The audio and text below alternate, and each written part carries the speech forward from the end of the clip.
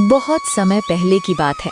भारत के एक छोटे से गांव में, जिसका नाम था सुखनगर, एक गरीब किसान रहता था। उसका नाम था रामलाल। रामलाल की उम्र लगभग 35 साल थी। उसके पास न ज्यादा जमीन थी, न कोई बड़ा घर, बस एक छोटी सी झोंपड़ी थी जिसमें वो अपनी पत्नी सीता और 2 बच्चों मोहन और राधा के साथ रहता था। रामलाल दिन भर खेतों में मेहनत करता। सुबह सूरज निकलने से पहले वो खेत पर पहुंच जाता और शाम ढलने तक हल चलाता रहता।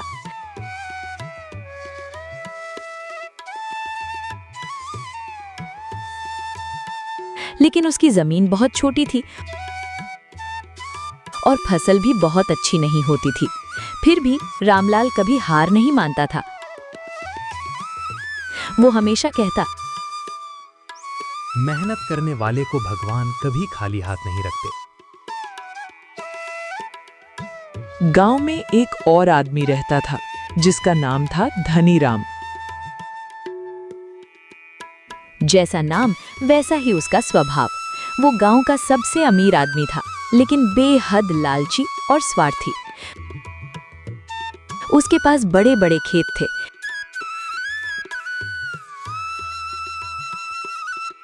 कई नौकर थे और एक बड़ी हवेली थी। लेकिन धनीराम कभी किसी की मदद नहीं करता था।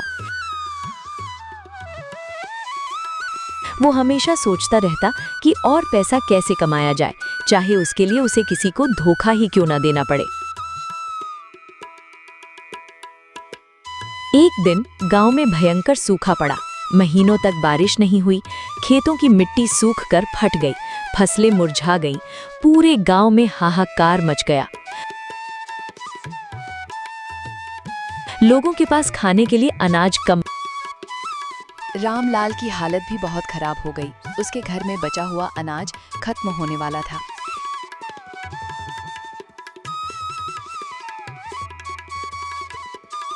चिंता मत करो सीता, मैं कल धनीराम के पास जाऊंगा और कुछ अनाज उधार मांगूंगा। अगले दिन रामलाल धनीराम की हवेली पर पहुंचा।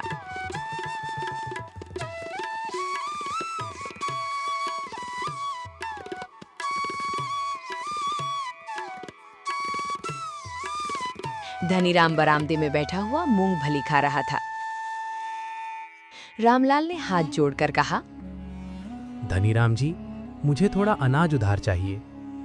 धनीराम ने रामलाल को ऊपर से नीचे तक देखा और मुस्कुराते हुए कहा, ठीक है रामलाल, मैं तुम्हें अनाज दे दूंगा, लेकिन एक शर्त पर।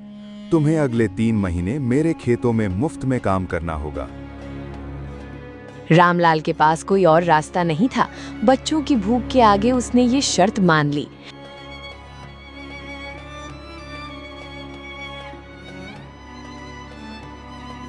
अगले 3 महीने रामलाल ने अपने खेत को छोड़कर धनीराम के खेतों में दिन रात मेहनत की।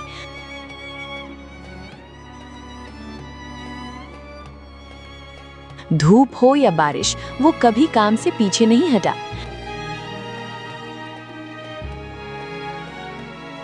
धनीराम के अन्य नौकर अक्सर काम में जान चुराते, लेकिन रामलाल हमेशा ईमानदारी से अपना काम पूरा करता। एक दिन खेत में काम करते हुए रामलाल को जमीन में कुछ सख्त चीज महसूस हुई। उसने खोद कर देखा तो वहां एक पुराना मिट्टी का घड़ा दबा हुआ मिला। उसने घड़े को बाहर निकाला और उसका ढक्कन खोला। अंदर देखकर वो चौंक गया। घड़ा सोने की मोहरों से भरा हुआ था। रामलाल की आंखों के सामने उसका पूरा जीवन घूम गया। इतना सोना उसकी सारी गरीबी दूर कर सकता था। उसके बच्चे कभी भूखे नहीं सोते। उसका अपना बड़ा घर हो सकता था। एक पल के लिए उसके मन में विचार आया, लेकिन तभी उसे अपने पिता की कही बात याद आई।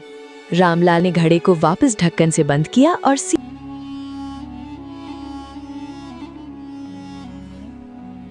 धनीराम की आंखें चमक उठी। उसने तुरंत घड़ा अपने हाथ में ले लिया और अंदर से मोहरें निकालकर गिनने लगा। पूरे 100 सोने की मोहरें थी। धनीराम का मन में लालच जाग उठा।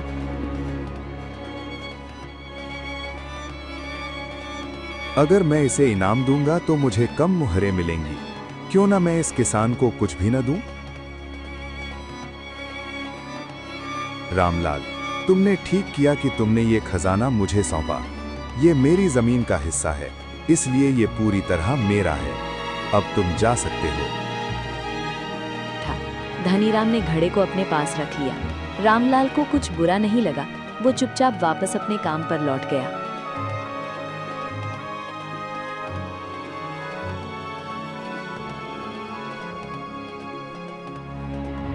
लेकिन गांव में ये बात फैलने में देर नहीं लगी।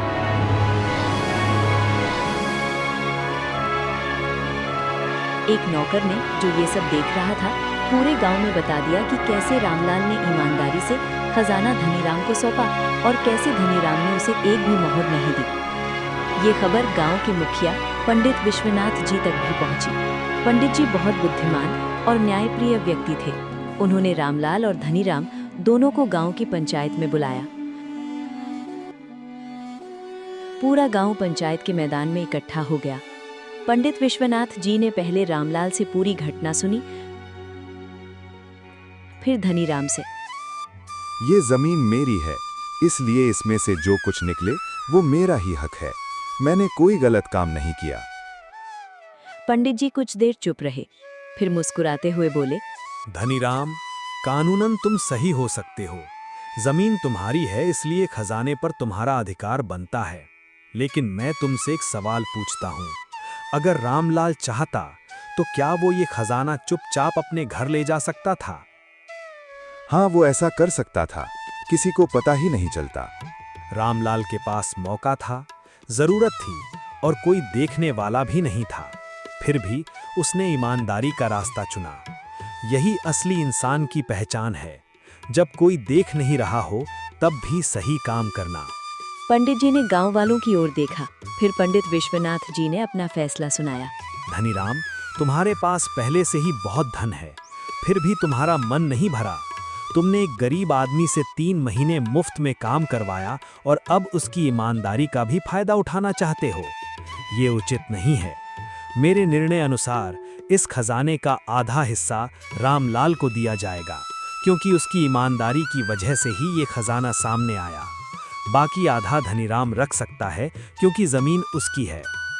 गांव वालों ने पंडित जी के फैसले की सराहना करते हुए तालियां बजाईं। धनीराम को ये फैसला मानना पड़ा, क्योंकि पूरा गांव उसके खिलाफ खड़ा था। रामलाल को 50 सोने की मोहरें मिली। ये उसके पूरे जीवन की सबसे बड़ी दौलत थी, लेकिन रामलाल ने इसे सोच समझकर खर्च करने का फैसला किया। उसने कुछ मोहरें बेचकर अपने लिए और जमीन खरीदी, ताकि वो अपनी खेती बढ़ा सके। कुछ पैसों से उसने अपने बच्चों मोहन और राधा को गांव की स्कूल में पढ़ने भेजा। कुछ पैसे उसने बचाकर रख लिए, ताकि आने वाले किसी सूखे या मुश्किल समय में काम आ सके।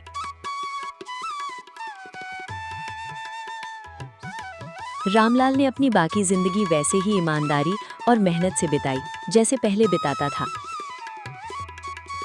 धीरे धीरे उसकी खेती अच्छी होने लगी और वो गांव में एक सम्मानित व्यक्ति बन गया।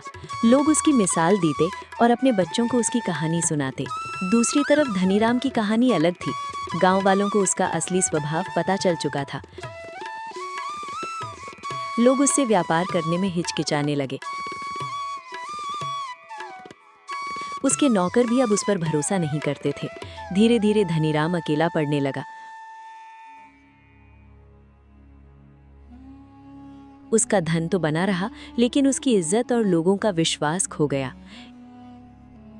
एक दिन वो खुद पंडित विश्वनाथ जी के पास गया। पंडित जी, मुझे एहसास हुआ कि मैंने बहुत बड़ी भूल की। अभी भी देर नहीं हुई है धनीराम। धन तो आता जाता रहता है, लेकिन ईमानदारी और अच्छे कर्म ही इंसान की असली पहचान होते हैं। जब भी कोई मुश्किल फैसला लेना हो तो ये सोचो, भले ही कोई देख ना रहा हो, फिर भी सही काम करो, क्योंकि सच्चा खजाना दौलत नहीं। धनीराम ने उसी दिन से बदलने का फैसला किया। उसने रामलाल से माफी मांगी और गांव के गरीब लोगों की मदद करना शुरू किया। धीरे धीरे उसने अपनी खोई हुई इज्जत वापस पाई।